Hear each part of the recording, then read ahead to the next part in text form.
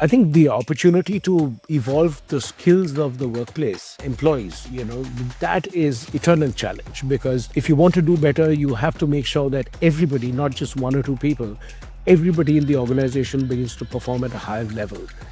That's the insight of Abhijit Bhaduri, one of the world's top learning and leadership experts. As former Chief Learning Officer at Wipro and Global Head of Learning at Microsoft, he's shaped talent strategies at PepsiCo, Tata Steel, and beyond. Abhijit believes leaders who nurture talent, drive innovation, and build trust will own 2025. If you're a business or agency leader, tune in for powerful strategies on psychological safety, growth, and leading through change. Welcome to the Design Rush Podcast. I'm Kia Johnson. Let's get started. Got a story worth sharing? Email us at spotlight@designrush.com. Don't forget to like and subscribe for more insights that will help you scale your brand and business. Hi, Abhijit. A warm welcome to the Design Rush Podcast. I hope you're doing well today. Yes, thank you for having me here. Lovely to meet you. I'm looking so forward to getting into a thorough discussion with you shortly. But before I do, we're going to start off with a quick round of rapid fire questions. I hope you're ready for me. Okay, sure, go ahead. Fantastic. Okay, so first question is, what's your favorite way to recharge? I would say music. I love to listen to music and go for a long walk. So that's my way of recharging. Second question is, favorite leadership book? I would say I've enjoyed reading Rory Sutherland's book Alchemy because it focuses on the psychological aspects that we so often ignore in the workplace. One word to describe your leadership style. Evolving. I love that. If you could disrupt any industry, which one would it be? The learning industry. So much needs to be done in that. So that's the one I would definitely go for. Definitely. AI's role in leadership, would you say it's a partner or a threat? Definitely a partner. It can completely change the way that you work. So I'm a big fan of that. One skill that you feel every leader must master? The ability to listen. Thank you so much for answering those. I especially loved the fact that you are looking at AI's role in leadership more as a partner than a threat, because I know that is it does provide some heated discussions at this point in many industries. So Abhijit, I would like us to move to the deeper discussion now. You've had an incredible career spanning leadership roles at Microsoft, Wipro, and PepsiCo. And you are recognized as one of the top global learning experts with this amazing wealth of experience. What would you say drives your passion for helping leaders and organizations prepare for the future of work? I think I've just been very lucky to have, been around at a time when work was evolving, and therefore, we've seen work being done from computers to mobiles, to shifting to the cloud and AI and all of that. These have been very significant moments in our history, and it also means that when work changes, you also end up changing the way people, do their own the skills that you need to do the work. And the marketplace for skills, which is, could be the employer, could be self-employment, gig work, part-time jobs. There are so many versions now. So this entire thing has evolved, and I've just been lucky to be around and experience some of this happening at the first hand, very close quarters. So I think I've just been very lucky in this. So no special credit to me. It's just been around at the right time. So now, Abhijit, looking back, how would you say your time at Microsoft and other global organizations actually shaped your understanding of leadership and talent management? I think one of the first places where I got a chance to learn about this in a very significantly different way was at Colgate, where I got an opportunity to work in different parts of the world, in Asia Pacific, and then also, in US. And in a similar way, the opportunity to work with organizations like Tata's or PepsiCo or Microsoft have given me a great understanding of how technology and people come together to create magic. So that's been my biggest learning, that in no matter what you do, you have to keep a balance between both of them. And most of the times, leaders tend to underestimate the value of the human connection, the human change. So I think that's the big opportunity that I sort of had a chance to learn from. It's so interesting that you're talking about leaders actually underestimating the value of just, humans themselves, because it's been a discussion that I've had on a couple of other podcasts as well, that yes, we do want to be that when we are running our businesses, running our organizations, that it's run like a well-oiled machine.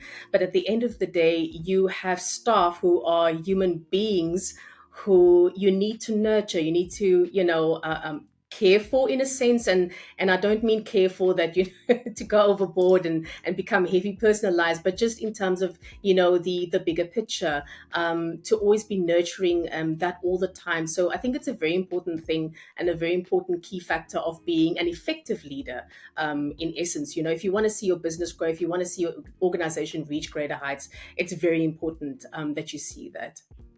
And all the great companies actually are very good at doing this, because at the True. end of the day, great organizations are built on great careers, which when organizations create opportunities for the employees, give them place to thrive and bloom and blossom, I think that's where the employees can actually create magic for the organization. And each one of these organizations you mentioned have given me a chance to do just that. Oh, that's wonderful. You were talking about being lucky and having a bit of magic here and there, but you've been recognized as a top HR influencer and you're one of the leading voices in talent management. So I would love to know what you consider the most significant achievement so far and why it actually stands out to you. I think the opportunity to have worked with so many different sectors, both as an employee as well as a consultant, the opportunity to advise many different companies, so these cut across everything from engineering companies to, super tech companies, and also, places which are part of the consumer's life on a daily basis. Companies like Colgate or PepsiCo are really in that zone. So the opportunity to look at all of that across cultures, that's been a fantastic opportunity. Would you say there's actually a common thread of perhaps challenges or a one big challenge that you always come across when leading or working with these organizations? I think the opportunity to evolve the skills of the workplace employees, that is an eternal challenge, because if you want to do better, you have to make sure that everybody, not just one or two people, everybody in the organization begins to perform at a higher level. And that investment, sometimes organizations fumble way too long for that. And the companies which take the lead are the ones which invest first and then ask questions later. So that's actually, I think, been my biggest learning, that don't hesitate, because it always is worth it.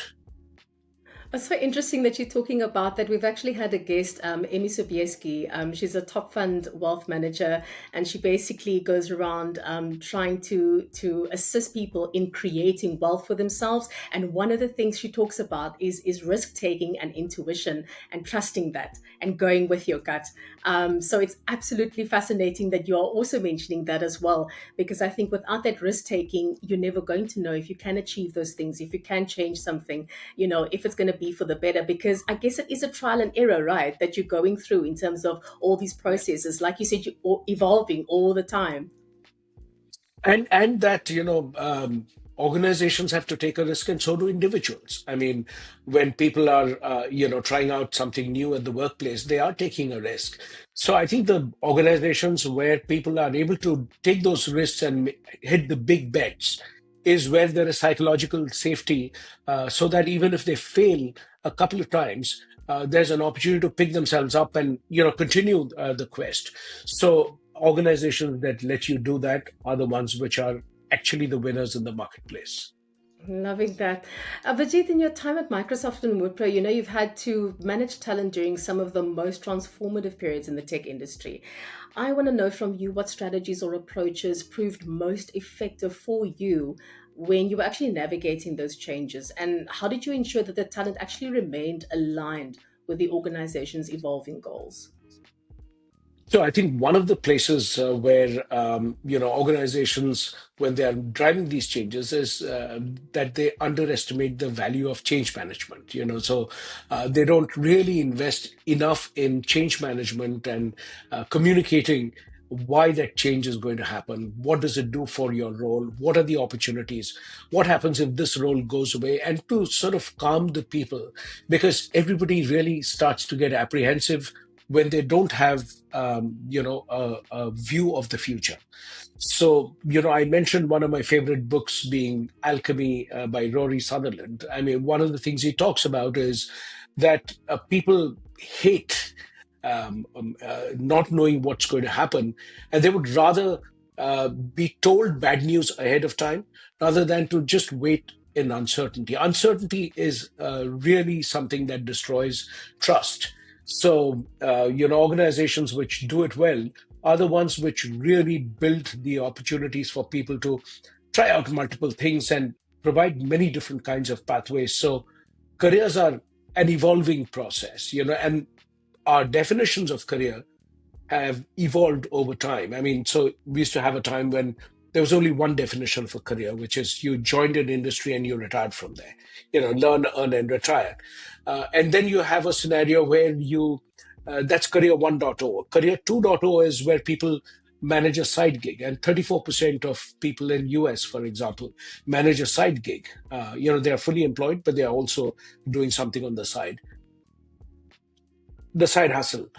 Career 3.0 is three or more skills, which is the book that I wrote, three or more skills in three or more different ecosystems. So, that's really going to be the model going forward, because industries, are dying faster.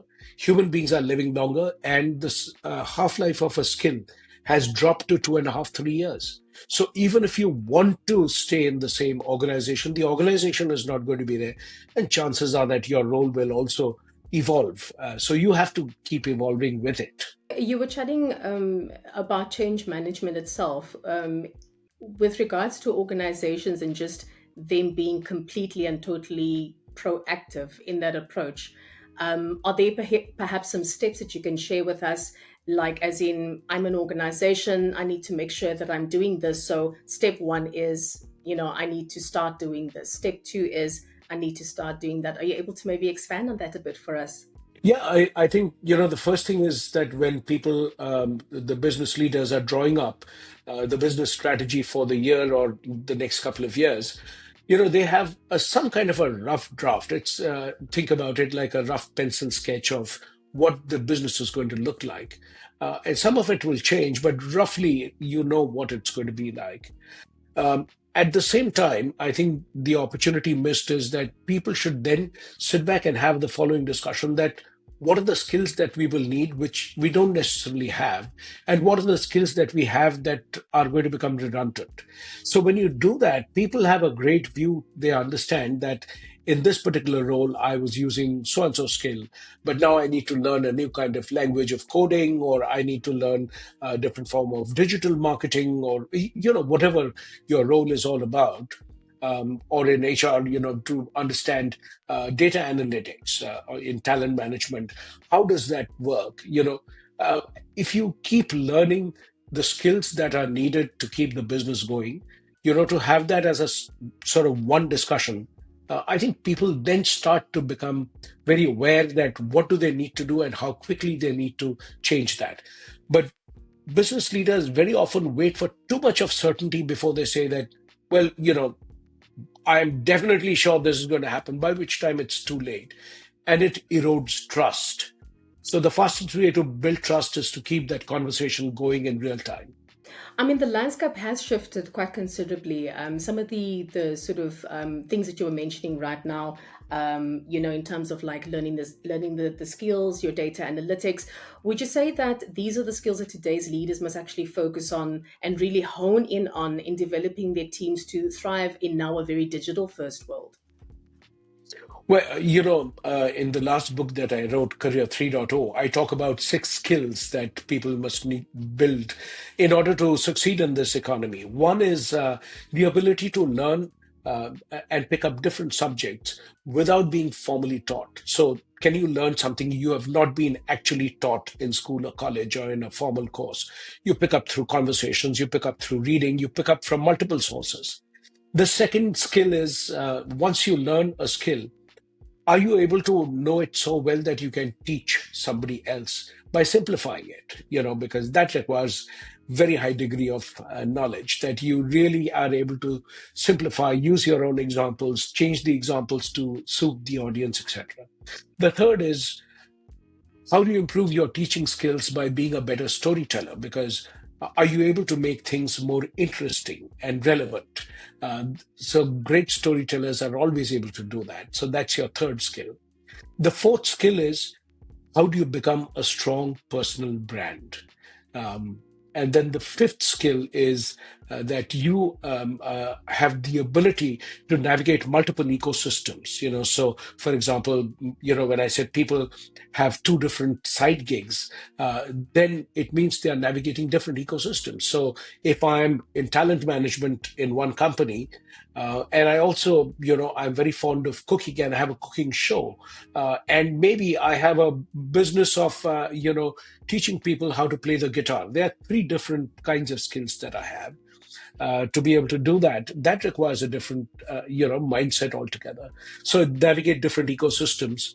And the sixth and final skill is, think like a venture capitalist. When one particular skill is sort of in peak usage, chances are that it is going to sort of, disappear very soon. So how do you pick up the next big skill that is going to come and take its place?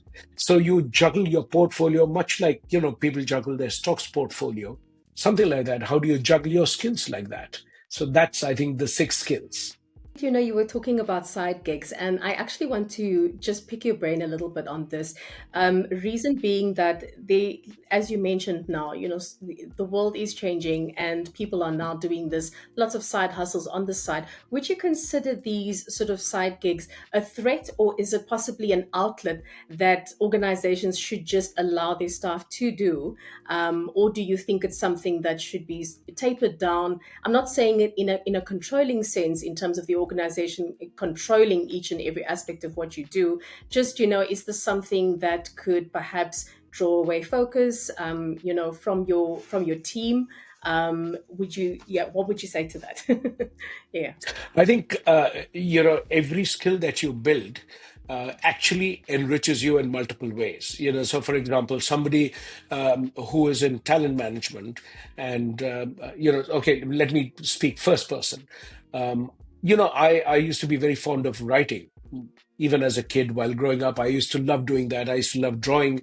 But then what happened is, as I got into learning and development, I realized that I can use my drawings to illustrate my articles or, put them in the slides that I was doing. So my slides always stood out because I could use my cartoons and drawings and all that stuff. So it was fun to do. So I could make my work far more interesting, and it also benefited the people because then they find it easy to remember and recap that.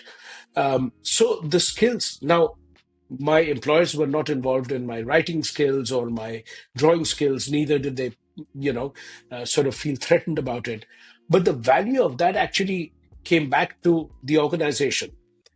So imagine a salesperson who is, for argument's sake, learning to sell food stuff.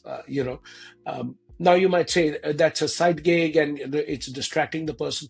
No, actually, the person is learning to sell to a very different audience and is sharpening the sales skills. So every role that you do, every side gig actually sharpens your skills. So I am a big fan of the side gig. It's a way to learn new things. It's a way to let out your creative outlet.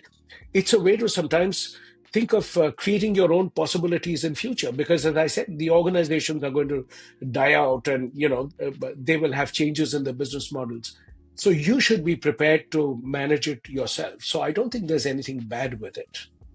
I'm going to go from your side gigs to your main gigs right now, because So you've shaped leadership and learning strategies for global organizations. So, what I want to find out from you is, what are the three critical pillars that leaders need to master in order to foster a learning culture and drive innovation and also ensure sustainable success in the next era? That's a fantastic question. I think I would say the first thing is being able to build an atmosphere of psychological safety, which gives people a chance to try out new things and fail. Because, remember when you were trying to learn how to ride a bike or ride a car, you were not confident, you were wobbly. That wobbly phase is very important to be supported. Psychological safety that, even if I make a mistake, it's fine. That is actually the first big thing. The second piece is to be able to, for the leaders, to be able to work as role models, that they themselves are learning different things and they are themselves therefore fumbling in some places. It makes it far more real, and it builds trust in the leader, that it's not just that the person is writing out in a memo that I need to learn different things, or else, bad things will happen. Instead of that, it becomes a fun place.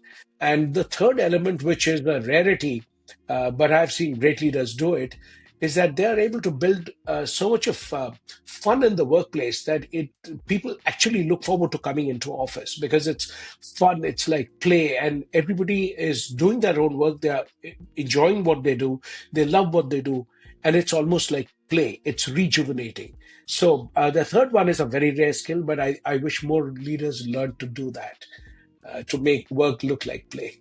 I absolutely love that. I think that sometimes we need to get in touch with that inner childlike self as well.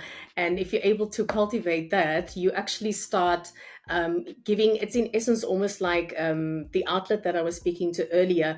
All it does is it helps you grow. And when you grow, you Absolutely. can then bring that back into the organization.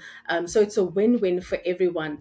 I love the words that you used. You said, build an atmosphere of psychological safety. And I think that that is so important to remember and to nurture as much as you possibly can. We spend so much of our time at work. We're Absolutely. probably 80% of our time at work. So why shouldn't it be fun? Why shouldn't it be enjoyable? Why shouldn't it be that if I make a mistake, it's okay. Let me learn from this and then move on. And then, of course, once you learn, you grow within the business as well. So again, a win-win all around, definitely. Um, what I want to also find out from you, Abhijit, because you have worked very much on an international level in terms of just dealing with different types of teams geographically, how can these pillars effectively be aligned to lead geographically distributed teams and ensure strategies are adaptable and inclusive for diverse cultural backgrounds? I think one of the interesting challenges for leadership is when you work in geographically distributed, teams. You are trying to manage multiple time zones. Even if, for example, in US, I mean, somebody who's on the East Coast versus West Coast, where I am, there's almost sometimes a 3 to 4 hour difference. How do you plan your meetings around that? And then there are people who are in distributed teams, like somebody is in a different part of Africa, somebody is in a different part of Europe or India, or so how do you manage people across time zones, bring them together, build a sense of camaraderie? And that happens when the work is fun, and it's not done as a kind of a punishment or routine that people say, oh my god, I have another, now I have to wake up at 5 in the morning. But I've seen leaders who are able to do it so well that it's fun, and they will say, yes, tomorrow morning we have an early morning call, and I want to see everybody in their running gear and all that stuff. It's just fun, or in the evening for somebody, and they do their own creative ways. I'm taking probably a very trivial example, but people have their own ways of making everyone feel special. That they're simple things like taking the first 30 seconds to say, hey, today, do you know it is so and so's birthday today? Or do you know that so and so actually won a huge amount in the soccer game last Sunday? So we are going to celebrate that. Simple ways in which you build the personal relationship with the team members, and it sort of brings people closer over time. That's the beginning of psychological safety. People being comfortable outside of their roles, because otherwise people are very comfortable sticking to the lane. They don't want to take a risk and experiment. So the only way they do it is if you make that comfortable enough for people to try out different things. Absolutely loving that. Many companies are now rushing to adopt new technologies. So, what do you feel are the common mistakes that businesses are making when aligning their talent strategies to these shifts, would you say? I think the first and second and third important thing is people, people, people first. Don't start to say that this is the way technology is going to do things. Now, how do people adapt to it? If you start to take the people first, a human centric approach to this change, I think people find their own ways to adapt and embrace and leverage this technology. Instead of having technology being given to them and forced upon them, they are the ones who, so the leader's role is to create a pull for that technology adoption. And that also, pull is created when there is, I trust you, because I don't see any hidden ulterior motive. And as the leader gets trusted, they are able to sort of build that comfort, and people are, it develops a pull for that new technology, and people are ready to say, let's try it out, rather than to, do it as a mandate. You will sort of see that most new technology actually comes up first as a form of play, so virtual reality or augmented reality, if you look at that, it's come up in the form of play. Can you explore a different part of the world? Can you explore a different geography? Wear those glasses. Now you can always use the same technology to start training people in the work that they do. Yeah, but once you get them comfortable with the technology through play, it becomes far easier. So I think the value of play in the workplace is underestimated. I'm a big, big, big fan of that. Play in the workplace. I'm writing this down. I'm going to have this as my mantra, and it is going to be stuck on my wall somewhere. I'm absolutely loving this, Abhijit, definitely.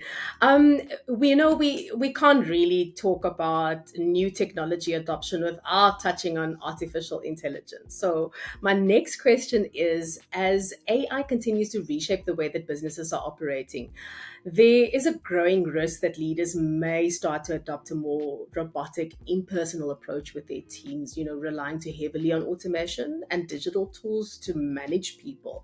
So, what would you say can executives do to actually balance the efficiency that AI offers with the need for authentic human leadership that truly inspires and engages their staff in a very digital first world that we have today? The first thing to keep in mind is when you look at tech adoption, and tech adoption is not something that we are doing only this year. It's something we've done across centuries. Technology looks different across every century, but it's not very different. What we are really talking about is how do you get people comfortable with that entire thing? And remember that, when it comes to our own selves, imagine that you have to dial customer service for something. What would you rather prefer? Somebody who comes on the phone and talks to you, a human being, or use an automated bot who has a script. And each time you say something which is something extraordinary, a different circumstance, it is not able to do it. It just repeats what it already has been, one of these four options. If you have a fifth problem, you're not going to be able to do it. And then it's so frustrating because many of these businesses have really done away with the human touch. And that, I think, is a big mistake. So I would say that, never give up the human touch. I mean, use technology to deepen the human touch. So, for example, I might use my desk calendar to remind me of my friend's birthday, and to put a reminder maybe 2 weeks before so I can go out, find a present which would make sense, and then ship it in time for that birthday. Use technology for that, but don't use technology, just because it's there. Mm, mm. You were talking about bots. Would you say that's actually a common mistake that some leaders make when actually integrating AI into their businesses, that they perhaps go to the extreme with something like that? Or are I there mean, any other common mistakes you'd like to no, point out? do Yeah. it in tandem with the human connection. For example, when we use AI in hiring. One of the problems that people talk to me about is they say that I applied for it, I got rejected. I have absolutely no idea why I was rejected. And it's a standard letter that, we found you terrific, but we don't have the vacancy. We found somebody else. um, it's so much easier. Imagine just somebody explaining why somebody else was better, that we were looking for somebody in this experience which you match somebody else, but they also had ABC experience, so we have chosen somebody like that. Just knowing that, so I know that, okay, next time I apply for a job, I should also specify that I have this skill, because I didn't tell you because you never asked me. So, the whole process can become far more enabling rather than disabling. If technology is shutting out people, probably there is an opportunity to rethink the human component of that technology. So, definitely that's a big indicator. You've emphasized the importance of curiosity and a growth mindset in leadership. So, how can leaders themselves nurture these qualities in themselves and in their teams while they're actually still leveraging that power of AI and digital tools to drive business outcomes? I know you've been talking about, making the spaces fun to enjoy. Would that be something that you would say would attribute to this question that I have?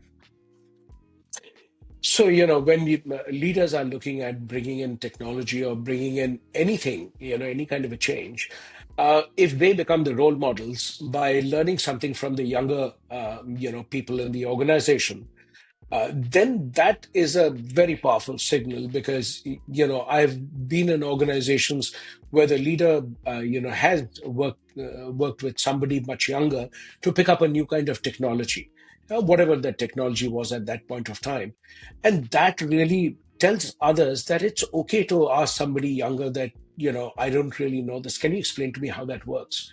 So the opportunity to be humble as a leader is a huge, it builds trust like nothing else does. Businesses, invest in leadership development, in talent management, and also digital transformation. So, how can these efforts directly contribute to improving profitability and also overall business success? Would you say? If you look at the value of talent management, if you think about that, it is really, talent management is about doing three things. And you can find multiple ways to frame this, but it's three things. How do you attract the right talent? Not necessarily the best talent, because the best talent may not be what you need. You want the right talent. The second is, once you attract the talent to work in the organization, how do you create that as a great employee experience, which means you invest in them, you help them grow, and they become better than what they were when they came in? So, develop the talent is your second big block. And the third element is, how do you retain the people that you've attracted and developed? So, when you do that, that's great talent management for you.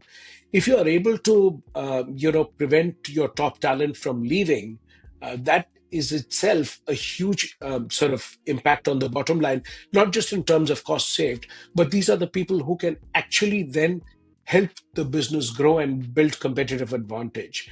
So the ability to attract talent needs you to invest in building a strong employer brand. The ability to develop people means that you need to have, a great way of learning and development and talent management, which actually helps them do this. And the final piece of retention is all about building a culture where people feel that, yeah, I could potentially make a little more money going to another place, but you know what?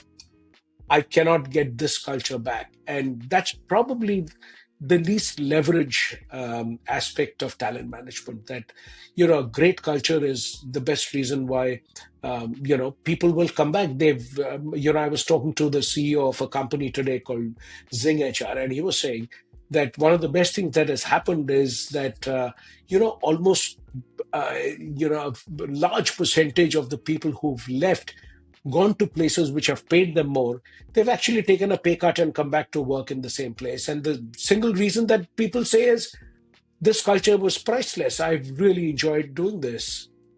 Would you say that developing the talent in essence is almost a type of validation and investment that you're giving back into those that are your team? your talent at the end of the day within your organization. So, the ability to provide strong career paths for people is the best validation that somebody who joined in a particular role, after spending a certain part of time, they are able to actually take on more complex roles, more leadership roles. I think that's a great example of fantastic culture. So you are able to retain people, and even after they've grown, they don't feel the compulsion to go out somewhere and find opportunities for themselves. They can find it right where they are. So the ability to retain the people that you are developing is a fantastic proof point. But also, I would say, you have great customer satisfaction results. I mean, that's one measure. High employee satisfaction is another result. The third is capturing the market share of the organization. And the fourth being, the kind of feedback that you get in internal surveys about the employee experience. These are all measures that what you're doing is right and it's working in the right direction. 100%. Abhijit, you're an evangelist for brands like Adobe, LinkedIn, and SHRM. I want to find out from you in terms of choosing the right agency partner. It's a crucial decision for any business, but it's not always an easy one.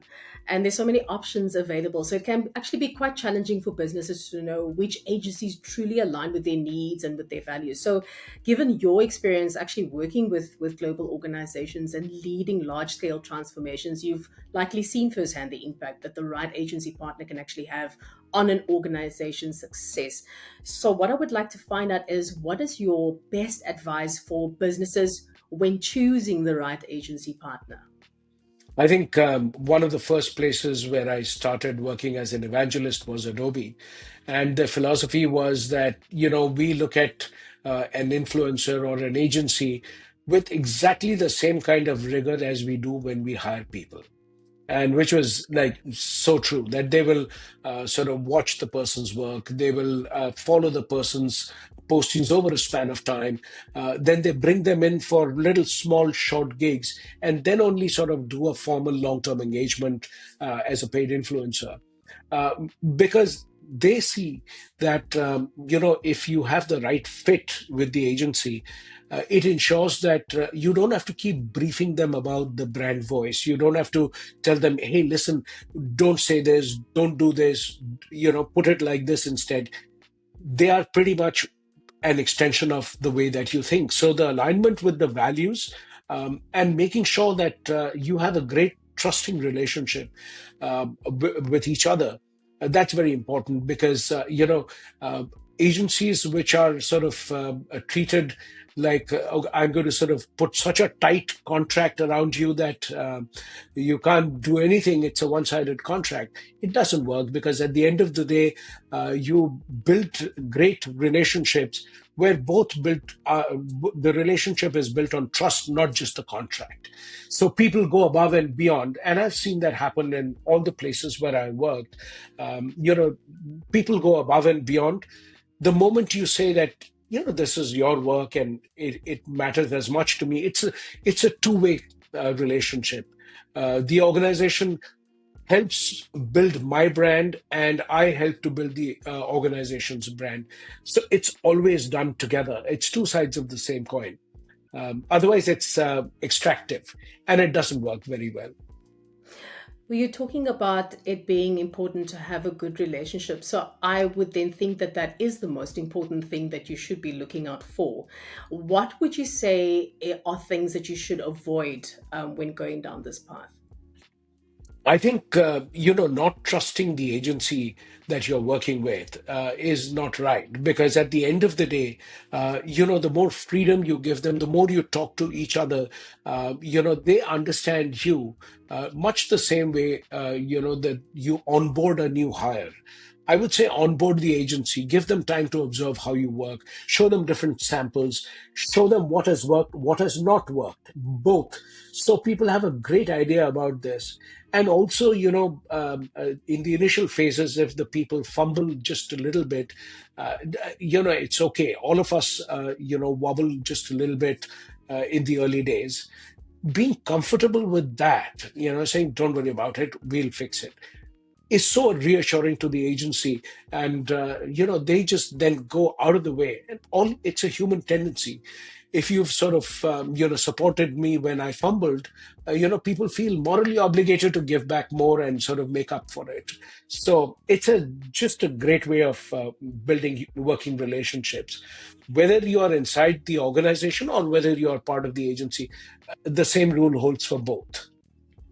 Now, in speaking to that, how much weight should cultural alignment carry when businesses are evaluating an agency partner? And then how do you feel they can assess this effectively during the selection process?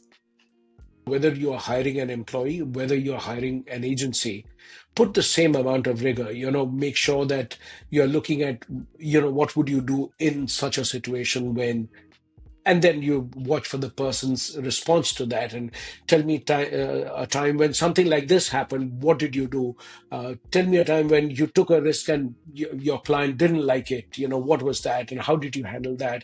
you know Making people talk about the errors that they made rather than only talk about their successes, because that's easy to handle. I mean, you do a great job, nobody's going to say, no, how do I handle that? Everybody can do it.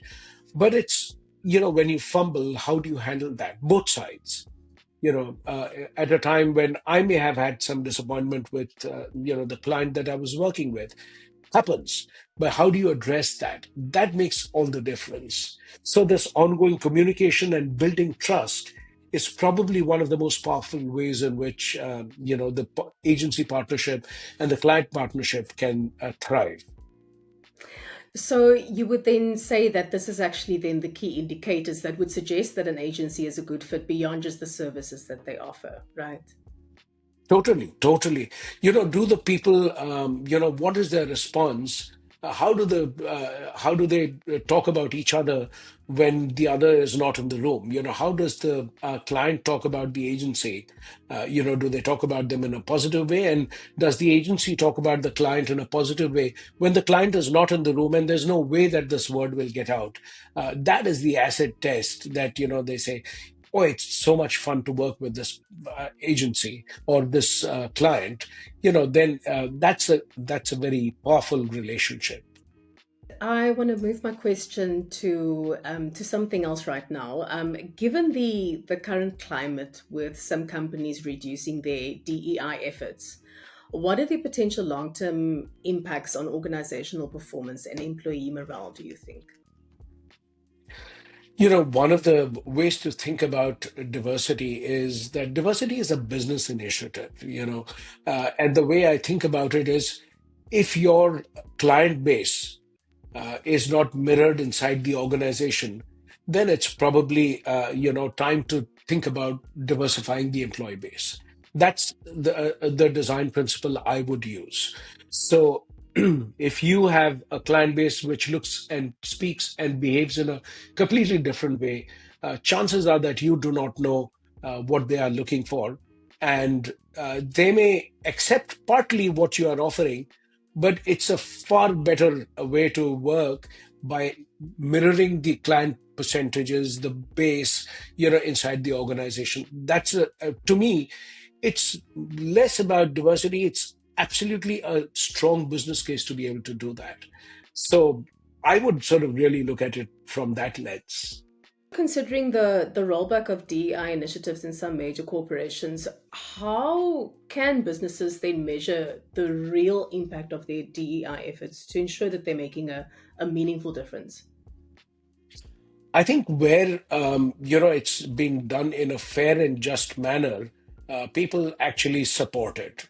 If it has been done in a manner which is unjust, unfair, or the communication has not been done right, the employees actually will resist, and that's true for every initiative. I mean, you introduce, let's say, a return to office policy. People may resist that, not necessarily because it's right or wrong, but it's because the way it has been positioned as inevitable or something, rather than through a conversation that has been built over time. Because the reality of life is, any of these things affect real people, and people have very different circumstances, which may be different from the circumstances in which you operate.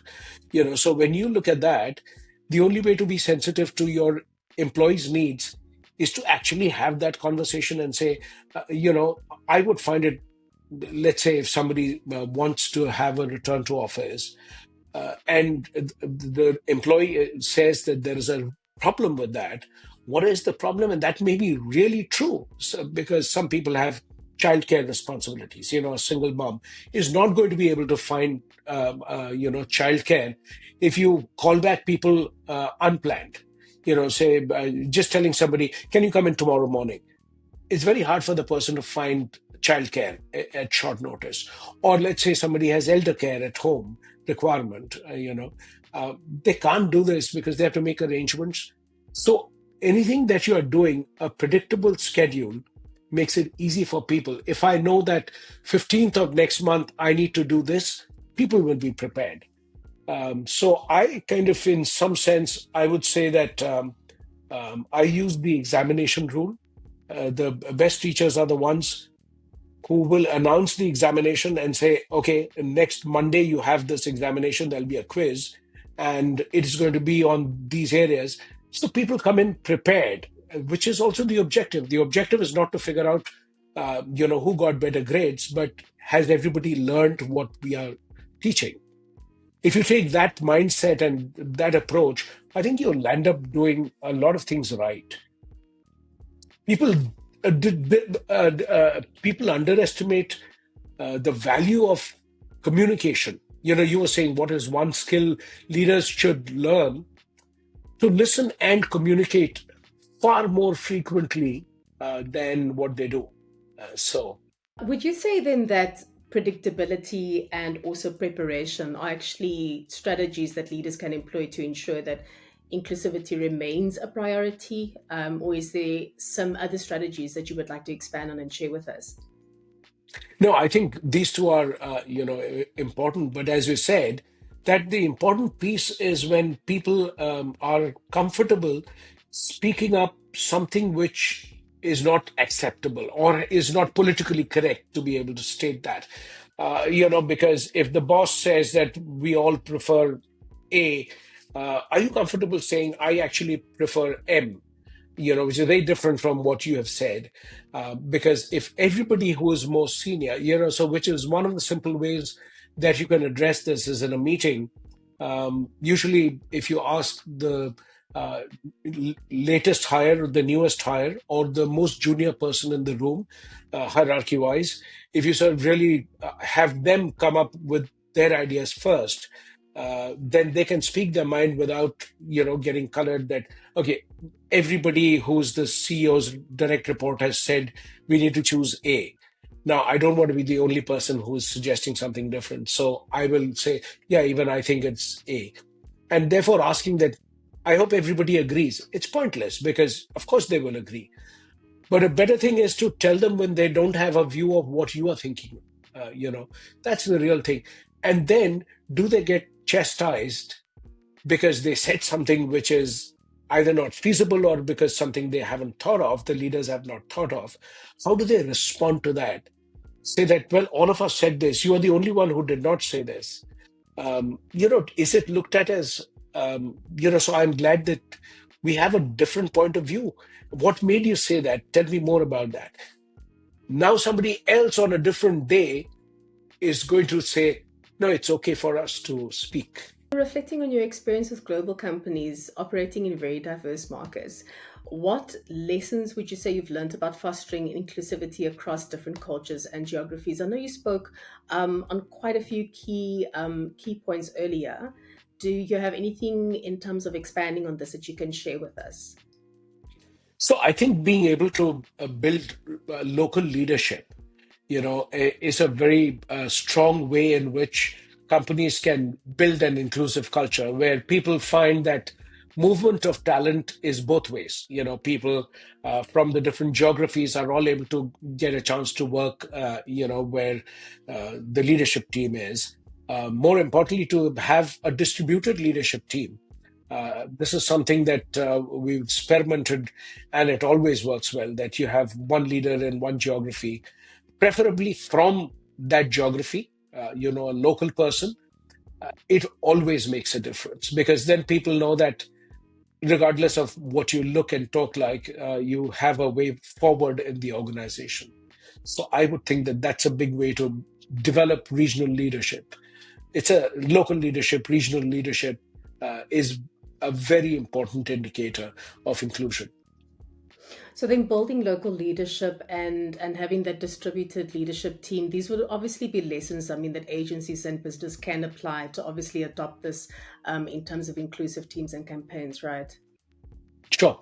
I think it works for agencies just as much as it does for the employers and clients. That, the more you are able to include a wide range of opportunities, you can create a wider range of opportunities. The more powerful person always has the option to create opportunities. Do you use that opportunity is, I think, how I would view it.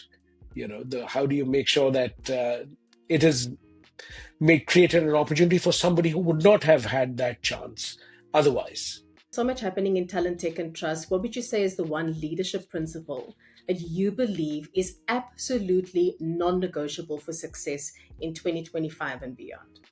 I would say being consistently transparent. It helps enormously when people know that this has been your reason for taking the call, to do this. And that comes up in every single way. Sometimes I've seen organizations don't announce somebody who's got a promotion, because they'll say that, the people who did not get a promotion, they'll come and sort of say that, oh, why did this person get a promotion? Well, if you can't justify it, maybe it was not the right decision. So, something as simple as that, it's good news. Everybody, if it's been a, fair choice, everybody celebrates that. I'm very happy that you got a promotion. Hopefully one day I'll also get recognized. It's a good thing. So just being able to master that communication and being consistent is such a powerful skill to build. And it's hard. It is hard, yeah. Abhijit, it has been an absolute pleasure having you with us on the Design Rush podcast. Thank you so much for sharing your wisdom. Thank you for sharing your knowledge, your expertise. Everything has been absolutely invaluable. I wish you all the best, hoping to connect with you soon in the future again. Love your energy and just love how you approach everything with a very sort of human-centric, approach, which I think is so important for organizations to understand and to lead with that in their organizations as well. Thank you, Abhijit. Well, thank you very much. No, it was absolutely fantastic to chat with you about so many different things. I loved your questions. And, I invite your listeners and viewers to stay in touch with me, to follow me on LinkedIn and subscribe to my newsletter on LinkedIn. I'm very easily available on that. Thank you so much for having me. Curious about what top brands look for when choosing an agency? Tune into our latest episodes where we reveal the decision-making secrets of leading brands. Subscribe to the Design Rush podcast and stay ahead of the competition.